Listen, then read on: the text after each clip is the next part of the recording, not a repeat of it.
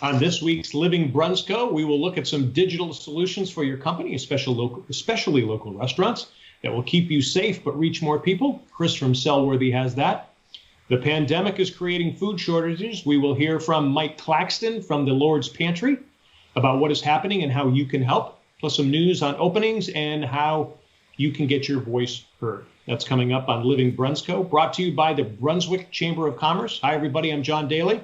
Joining me is Chris Crockett, the owner of Sellworthy, a digital and marketing company that is making this broadcast, Living Brunsco, happen. And also joining us is Susan Freeman, the executive director of the Brunswick County Chamber. Now, before I bring you two in, here are the latest figures and news for coronavirus in Brunswick County.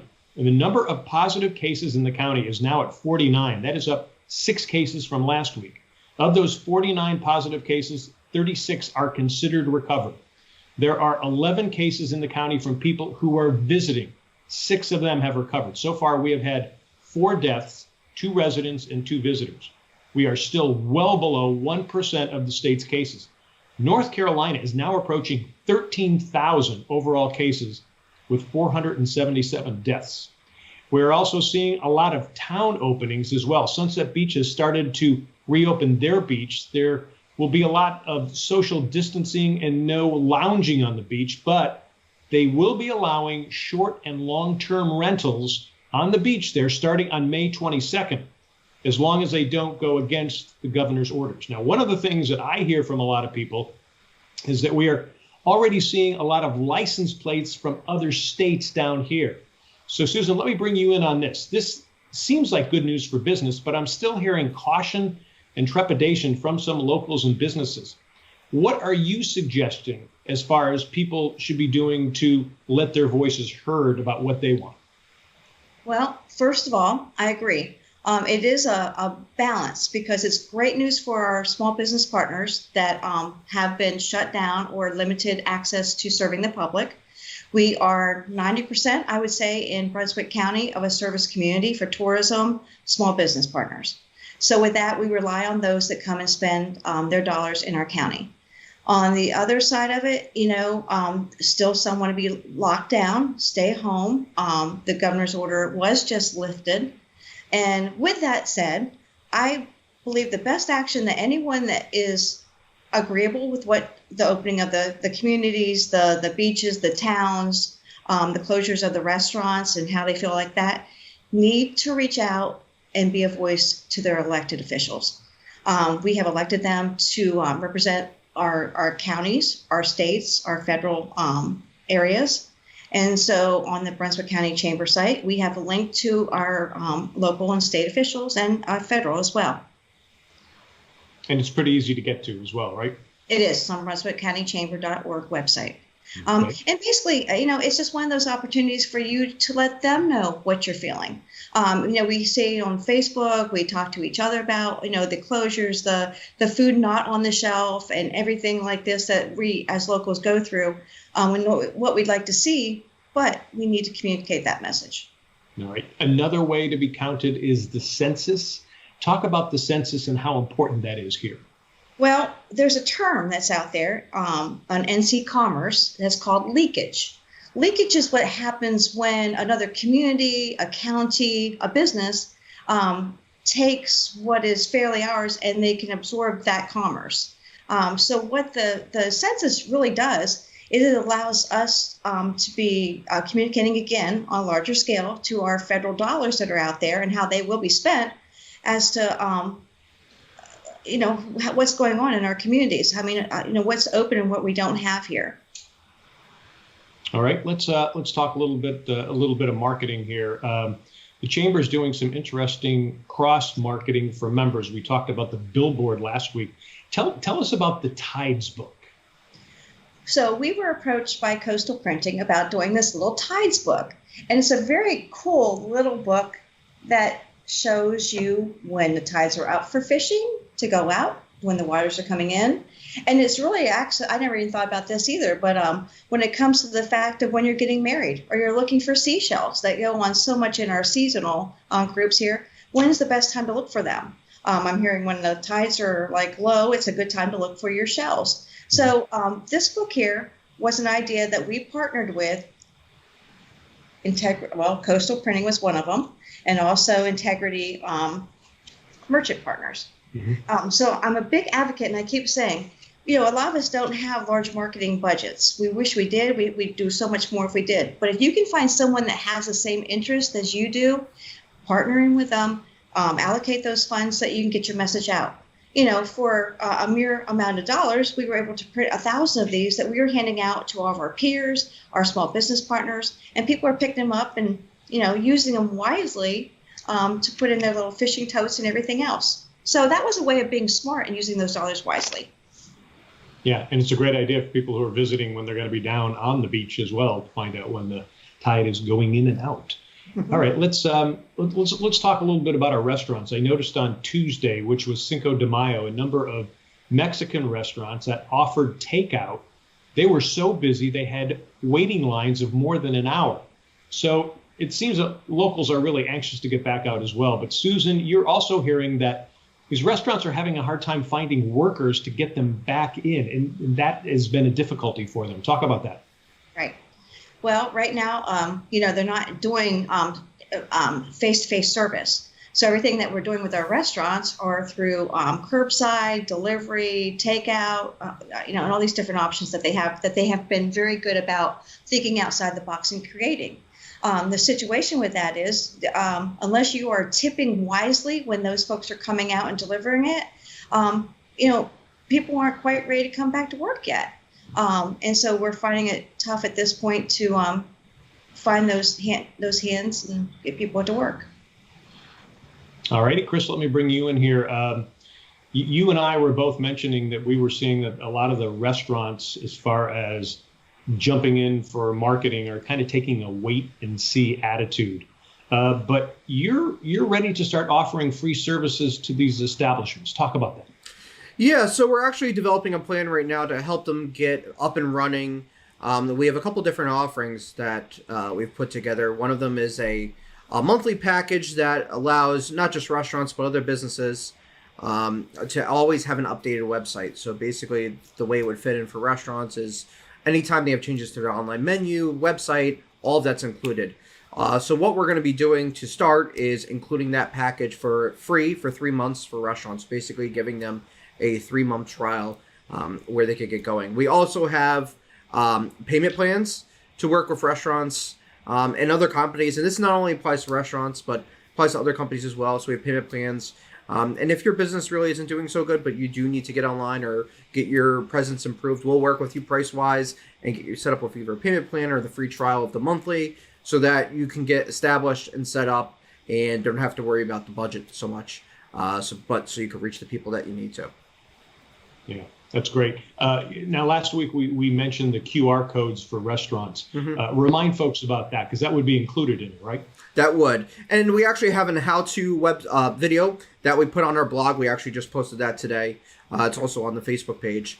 Basically, using QR codes and getting them printed at a local or online print shop, you can actually have a way that you can have a touchless menu so that you're not having to get disposable menus or having to clean the menus all the time. Basically allow someone to scan a QR code and view that menu on their phone, which works out great because a lot of people have their text size and settings all set up on their phone for their preferences and needs. And also you could use it for marketing purposes as well. So it's a great all-around opportunity. We have an how-to guide. If it's something that you aren't able to set up, let us know. And if you're working with us on one of those packages, or even if you're not, we'll go ahead and help you with that for no cost. All right, great. And how do people reach you to get more info on that? Sellworthy.com, Sellworthy with one L, and they can call or text me at any time, 910-600-6181. Perfect. All right. And we also want to put the focus on helping many of those who are having a tough time being able to feed themselves and their families. Joining us now is Mike Claxton, the president of the South Brunswick Interchurch Council, which operates the Lord's Food Pantry in Shallotte. Mike, welcome. Thank you. Now, the website is thelordsfoodpantry.org. No apostrophe in there. So, Mike, we know you and your volunteers are working in tough times. How many more people are you seeing now? So if we looked at March, which is what we have of last year, we've had over a 60% increase to this year, and now we're seeing about 26% increase per month. Wow. Wow, that's a lot. Now, your only location is in Charlotte, and it's only open on Saturdays from 10 a.m. until noon. Now, people who are in need, they can really just drive up at that time, correct? Correct. We'll take their info, and if they're not registered already, we'll get them registered and be able to get food that day. Okay. Give us the address of where the pantry is. So it is at 4807 Main Street, and it's in the basement of the Camp United Methodist Church. Okay. Now, you told me earlier a number of food pantries are closed now. One reason is the food shortages. Talk about what's happening with the food bank in Wilmington and also local grocery stores. Okay, so the food bank, where we normally get the majority of our food, I mean, we still use other suppliers, but food bank's the main one. And they've seen a drastic decrease in the amount of food that they're getting in. And they service a huge area. And so that just rolls down to whoever uses them. It's tough. It is. Talk about the grocery stores. Are they helping in any way? So normally we've suppliers like we'll go to Hills or Lowe's or Food Lion, and they'll usually help us out if we need certain things to help round out what we're giving out. But their shelves, as people have probably noticed, are some of them are getting sort of sparse or even empty, and so that they can't provide us with what we would normally get from them, and when they do, they can't give it to us at as cheap a price as they normally would. So it's sort of a double whammy there. Wow. Talk about the federal program that may kick in soon that will help you through the food bank in Wilmington. Okay, so actually there's two programs. One is TFAP, which is the Emergency Food Assistance Program, which is already in place. We just started the first one this month. It's once a month. They'll give us a drop.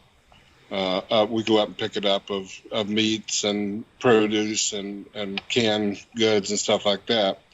But even that, we got just a little over half of what we were supposed to get that we had ordered. Now, a new one that's going online, hopefully, probably beginning of June, is the Coronavirus Food Assistance Program, CFAP. What they're doing is it's under the auspices of the USDA, and they're working it through the food banks, and they're going to pre-package probably 5-pound bags of things like, so 5 pounds of pre-cooked meat, chicken or beef or whatever, and then get that out to the food pantries for them to distribute. And that will also include some produce, some dairy, other than milk, and then milk is a separate item. I know this is kind of a silly question, but are you confident that this new program is kicking in? The food bank seems to be. Okay. It's actually $19 billion has been set aside for the USDA to buy stuff from the farmers, and which would normally go to restaurants, and they're not able to sell it now. So they're trying to use that rather than have it go to waste, use it for people who really need it, and distribute it through food pantries. Okay, well, let's hope so. Okay, how can people actually help the Lord's Food Pantry? What are the best ways they can do that? So you can either give food, things like canned tuna is always a biggie that we're having hard times finding, but the most effective way is through actual donations, because we can usually get monetary donations. We can get a lot more bang for the buck because going to the food bank or other places, we can get some price breaks through stores that normal people wouldn't be able to get. So, and we can get it in quantities that people wouldn't be able to get. So that monetary donations is going to be the most effective. All right. Again, the website is thelordsfoodpantry.org, and you can donate through the PayPal button on the site there. Mike, give us other ways to reach you. So another way would be through check. Just send a check and send it to either SBIC or the Lord's Food Pantry. And it's P.O. Box 1461, Charlotte, North Carolina, 28459. All right, super. Very good. We've been talking to Mike Claxton. He is the president of the South Brunswick Interchurch Council, which operates the Lord's Food Pantry in Charlotte. Mike, thank you for everything you are doing. Thank you very much. Appreciate it. And back here with Susan and Chris, we are still in a difficult time as a result of just talking to Mike there. And from my reading of things, the next few weeks are going to tell us a lot about how long this is going to last. Do you guys have any thoughts on that? Well, I believe in speaking with certain folks that it's going to be with us for quite some time. I think the social distancing will be a part of, commonplace. I know even with myself, I mean, we are starting to get out there more and more, meet folks. And, it was like the 6 feet rule. And now people are getting like 2 feet. And you kind of get that unnervedness about you because you're not so sure where they were. Getting back to the fact of it's going to be with us for a while. I mean, I don't know if a lot of people think about the fact how it impacts our community, but, for each job loss or gain that we have, it affects 7 other businesses positively or negatively. So as we move forward into this new world, e-commerce or how we interact with folks, we have to think of these new ways of servicing, businesses. That's all right. Good. Before we go, Susan, go ahead, Chris. I'm sorry. Yeah, no, that's a good point, Susan. I mean, kind of almost allows me to make a shameless plug real quick, but it's true, though. I mean, no matter what, if we're opening at 100% or 10%, I think the one lesson out of this is being digital ready is crucial. And this is a good experiment and practice to become digital ready. Still a lot of businesses through this all aren't digital ready, and whether that means, having a website that's suitable or having an online presence or doing video content like we are. I mean, in the end of the day, we weren't really pushing out video content like this prior. And John and I, this allowed John and I to build this relationship and do this. And now this is a weekly thing that we're doing multiple video shows, sometimes a day. So it is something that allows you to refocus your business and figure out how can you be inventive. So going back to a few weeks ago when I said, the one beautiful thing that comes out of issues like this is, from an economic standpoint, some of the best companies are invented and a lot of companies are reinvented during this time. So don't let this negativity go to waste, because there could be a lot of positivity that comes out of it. And in the end of the day, you don't know until you try. And a lot of these things don't cost a lot of money. You could try them yourselves and you just never know what can come out of it. So a little bit of inspiration and shameless plug at the same time. As I heard somebody say, don't waste a good pandemic. There could be good things out there, that's for sure. It is still a tough time, though. Mm-hmm. Susan, give folks the info they need to connect with you at the Chamber. Okay. BrunswickCountyChamber.org, 910-754-6644. You can also reach me at sfreeman@BrunswickCountyChamber.org. And also, getting back to the census for just a minute here before we close this up. Okay. 45% of our county have not filled out their application yet. It takes about 10 minutes to fill out the census thing. There's been 24 censuses that have taken place since 1790. If that's not a fact to take with you, and we can lose billions of dollars. So as Chris and we're all trying to gain more positive revenue and commerce for our businesses in our community, make sure that you fill out these census forms, because it takes, again, 10 minutes. It allows our congressional and areas to cease to be filled up. It allows the federal government to know how to give those dollars and allocate them. So what we're seeing right now is either Myrtle Beach is getting them, South Carolina, or we're going into the Wilmington area. We need to bring those dollars back into Brunswick County, y'all. So when you're sitting out there, just take a couple minutes and help us make this community a great place to be. Good message. I've done mine already. Chris, have you done yours? I haven't. I need to. Okay, there you go. Chris, give us your info at Sellworthy where people can contact you. Sure, it's sellworthy.com with one L, SELWORTHY, KMC at sellworthy.com. And again, you can call text 910-600-6181. Also, if you go on our website and you're looking for some quick information, feel free to chat us. All right, guys, thank you very much. And don't forget, on Tuesdays at 10 a.m., we will have the e-commerce mastermind that will help you start or improve your online selling. Just check the Chamber website for that. For Susan Freeman with the Chamber and Chris Crockett with Sellworthy, I'm John Daly. We will see you back here next week. That's Thursday at noon for Living Brunsco.